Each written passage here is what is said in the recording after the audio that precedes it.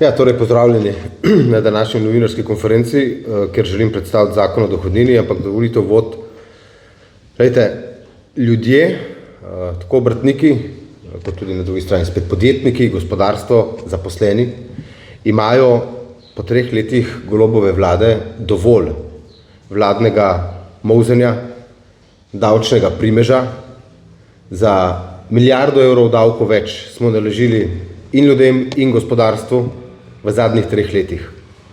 Posledice tega vladnega molzenja, tega davčnega primeža so pa te, da imamo upad bruto domačega proizvoda za 0,8% in da tudi napovedi, zadnje napovedi in Banke Slovenije in evropskih institucij za Slovenijo niso spodbudne. Velik upad bruto domačega proizvoda je tudi posledica nepremišljene davčne politike in, če želite, mačehovskega odnosa, ki ga ta vlada ima do obrtnikov, podjetnikov. Ne govorimo do velikih gospodarskih družb, ampak govorimo do tistih, ki imajo 5 do 10 zaposlenih in plačujejo izjemno visoke obdavčitve in novi davki šele prihajajo. Šele prihajajo, so napovedani s 1. julijem.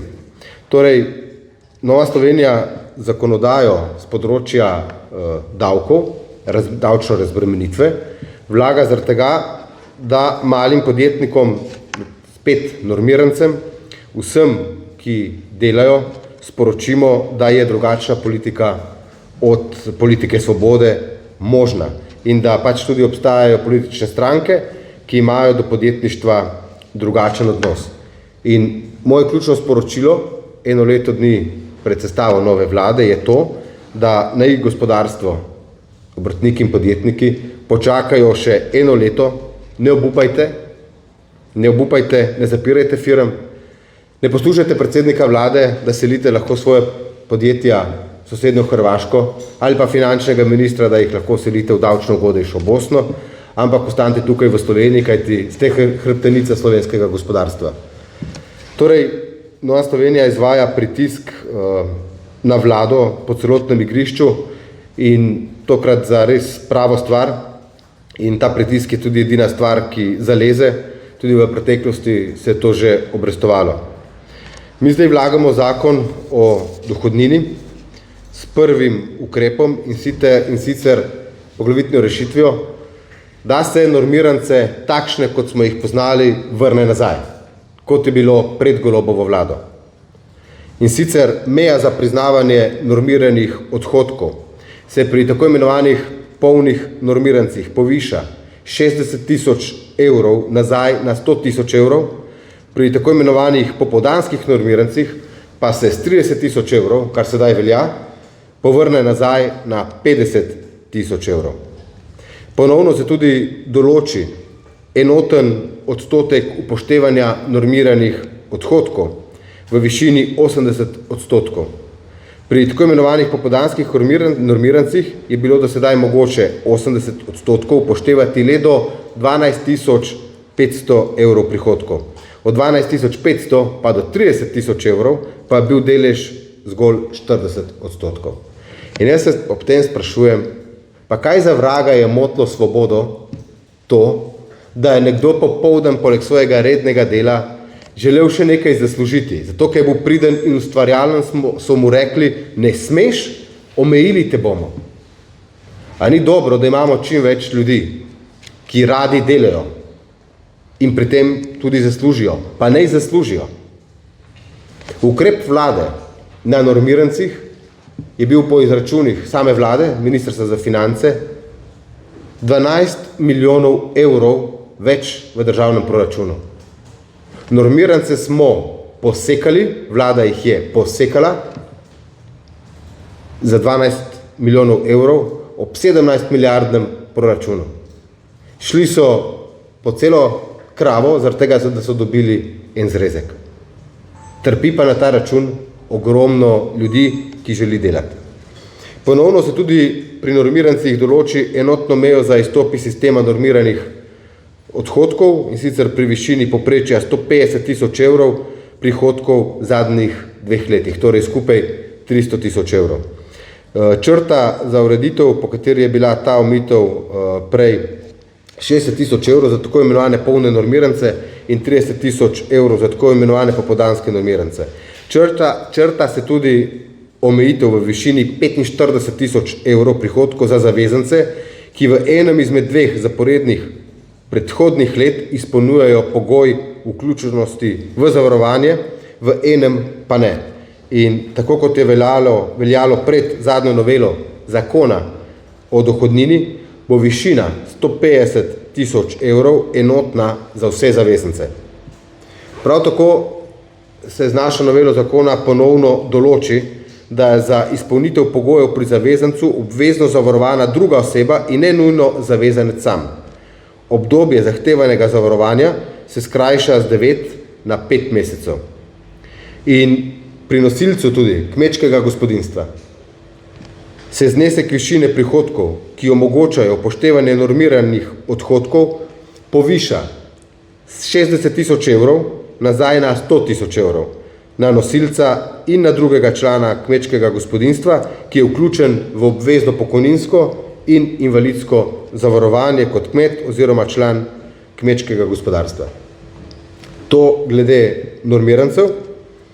S to novelo zakona o dohodnini pa se Nova Slovenija dotika tudi enega perečega vprašanja.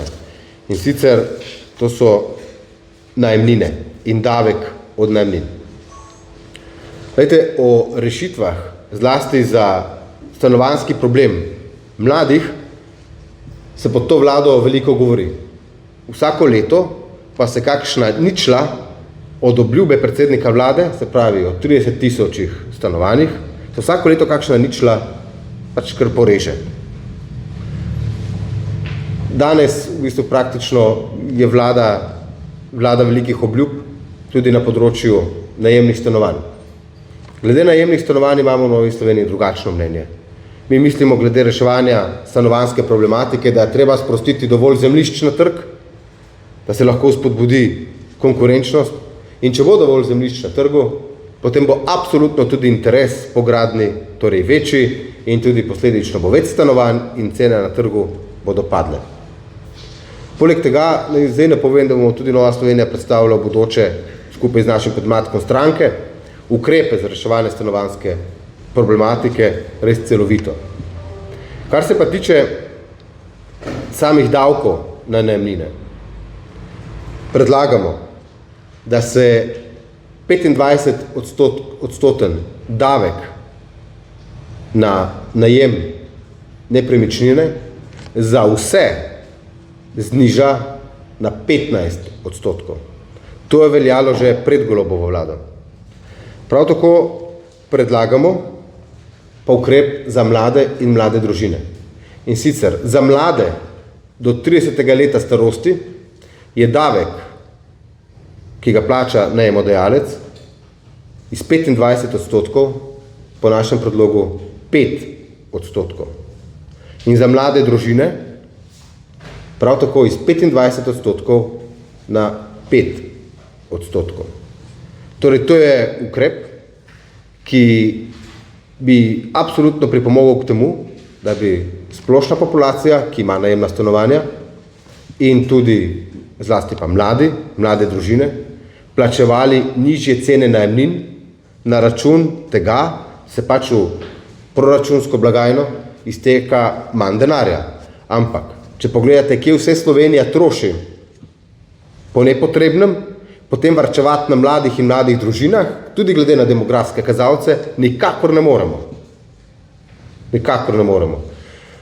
To znižanje davka na oddajo premoženja pomeni tudi večjo preglednost, manj oddajanja tudi na črno.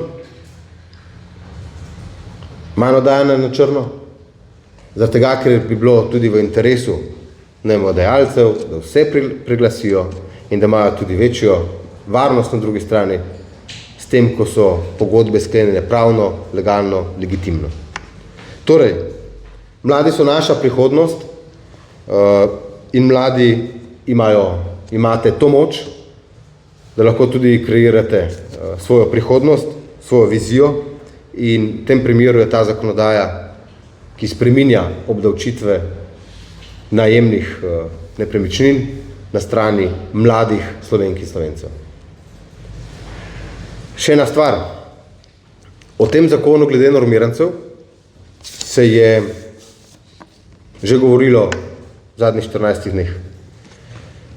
Tudi vlada ali pa vladne stranke, tukaj imamo v mislih ministra za gospodarstvo, Matjaža Hana, so govorile, da bi bilo potrebno pri normirancih spremeniti obstoječo zakonodajo in pustiti dihati. Glejte, Nova Slovenija predlaga, da pustimo obrtnikom, malim gospodarstvenikom dihati, ne pa da jih davčno previjamo za vrat. In upam, da bo SD, stranka gospodarskega ministra, v skladu s svojimi napovedi, še ta teden, da bodo to zakonodajo podprli. Imajo to priložnost in upam, da bo ta priložnost izkoriščena in da bo ta zakonodaja šla še pred koncem tega mandata, potem takim tudi v veljavo z novim davčnim letom, torej s 1.1. naslednje leto. Torej, če nekaj določen minister govori, da bo predlagal, ima sedaj tudi dejansko na mizi, brez tega, da sam predlaga. In verjamem v posluh ministra, ki za gospodarstvo, da bo temu storil tudi tako. Zdaj sem pa na voljo za vaše vprašanje. Ja, jaz sem tukaj na vprašanje, danes sem rekel finance. Zanima me, kaj boste še predlagali in davčno in to za stanovanjsko politiko. Omenili ste, da je treba spustiti dovolj zemljišč. Pa potem me zanima, rekli ste za 1 milijardo evrov davkov več, je ta vlada naložila ljudem in podjetjem. Me zanima, kako je to zračunano. Mislim, ali je na recimo isto osnovo, kot je bilo pred 3 leti, da se ne bo recimo rekla zaradi višjih plač, a ne, je pač več davkov, ne samo absolutno, ne pa se vemo, da je tudi v odstotku, ne, če bi več nisto rano. Zato me zanima, kakšen je zračun. Pa potem najemnine bodo manj obdavčene pri najemodajalcih za mlade in mlade družine, to je do 18. leta, ne, za vzdrževanje družinske člane. Za vzdrževanje družinske člane je do 18. leta. Ja.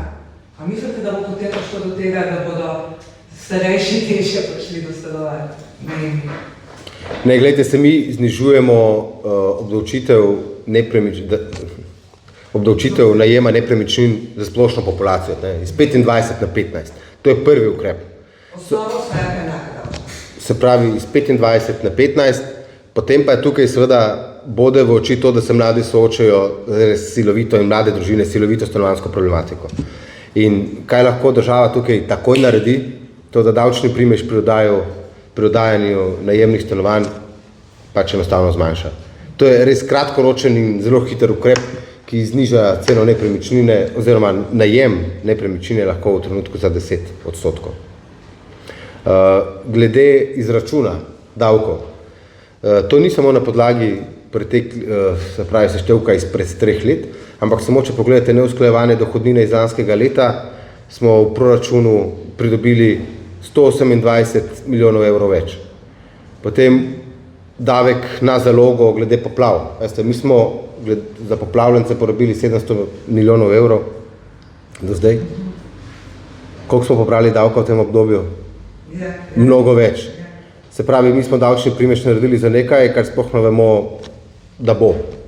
In enako velja za dolgotrajno oskrbo, spet podjetniki in obrtniki.